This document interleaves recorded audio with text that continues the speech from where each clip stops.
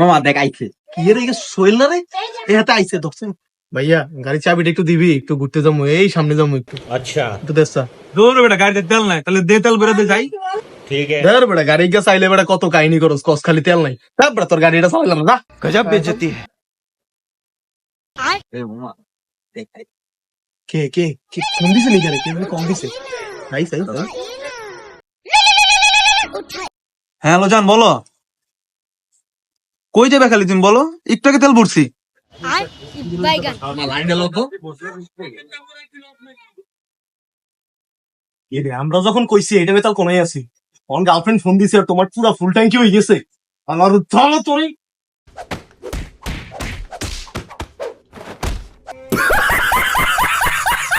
उठाइए ना उठाइए ना उठाइए ना उठाइए ना